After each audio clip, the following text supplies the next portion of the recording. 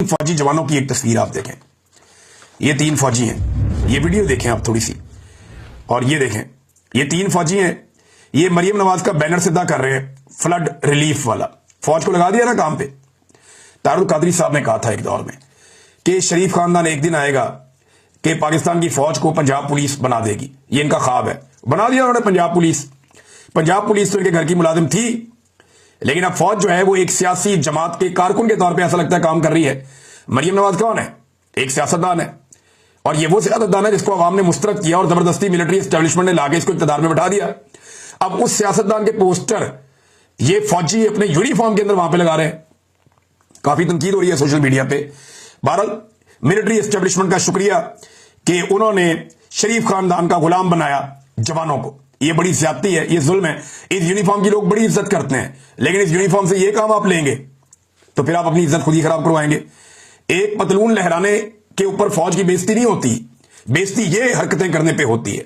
एक सियासी जमात के कारकुन के तौर पे काम करने पे बेइज्जती होती है, जो नहीं होना चाहिए, नहीं करना चाहिए। कोई भी पॉलिटिकल पार्टी है, यूनिफॉर्म के अंदर आपको यह हरकत नहीं करनी चाहिए थी। जो हरकत वहां पे फौज से करवाई जा रही थी, ये ज्यादती है।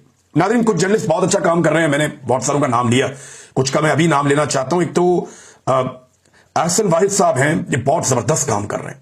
मैंने देखा कि इन्होंने कैसे एक्सपोज किया हर प्रोपेगेंडा को, हर झूठ को।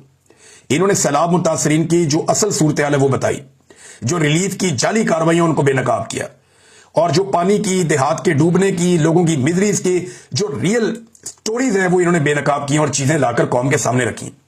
तो ये दाद के मुस्तहिक है। इतने मुश्किल हालात में, इतनी सख्तियों के बावजूद, हुकूमती दबाव और प्रेशर के बावजूद इन्होंने इतना शानदार काम किया है। इन्हें हमेशा शाबाश मिलनी चाहिए। और मेरी आप सबसे गुजारिश है कि इनको फॉलो करें, इनको देखें। अहसन वाहिद साहब फील्ड से बहुत अच्छा काम करें। फाज शहबाज साहब तो किसी तारुफ के मोहताज नहीं है, उनका अपना एक अंदाज है, वो अपने तरीके से जर्नलिज्म करते हैं और बहुत अच्छा काम वो भी कर रहे हैं। लगातार वो जा रहे हैं फील्ड में, वो चीजें बता रहे हैं। मैं उम्मीद करता हूं कि बाकी जर्नलिस्ट वो भी फील्ड में जाएंगे और जाकर सूरत हाल बताएंगे। मरियम नवाज जो रियल मुतासरीन है उनके बीच में क्यों नहीं जाती?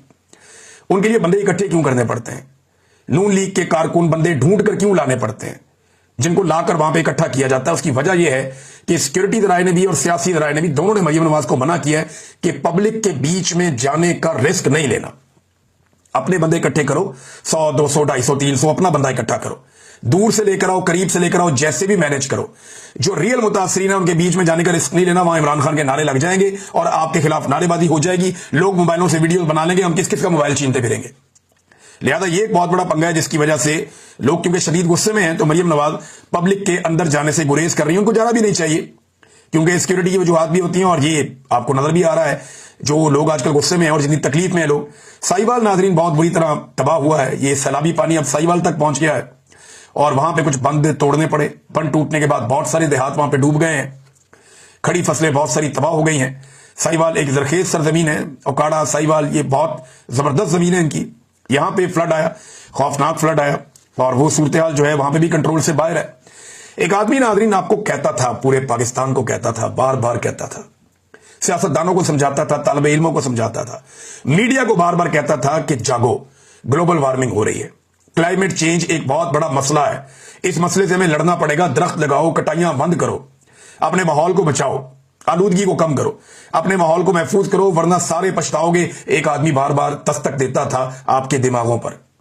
लेकिन ये सारे माफियाज, ये सारे सियासी माफियाज, ये रवायती सियासतदान ये उसका मजाक उड़ाते थे।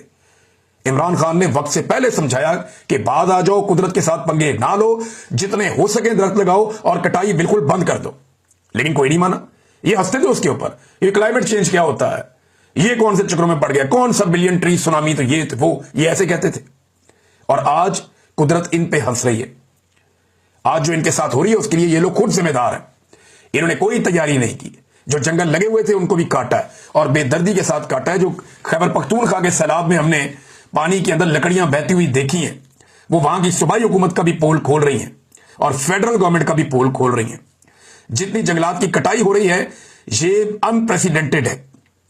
मैं क्योंकि जंगलों में रहा हूं, बहुत सारे मेरे सोर्सेज हैं, वहां पे हमारे गाइड्स होते हैं जिनके साथ हम जंगल में जाते हैं मुख्तलिफ एरियाज में, तो बहुत सारी जगहों से ये इत्तलात लगातार आती रहती है कि यहां पे जंगल की कटाई हो रही है। मैं वक्तन फवक्तन रिपोर्ट भी करता रहता हूं, लेकिन किसी को होश ही नहीं है। कोई इसके ऊपर तवज्जो देने के लिए तैयारी नहीं है। तो इमरान खान की बात नहीं मानी, उसका मजाक उड़ाया। अब एक और चीज मैं आपको बताता हूं, ये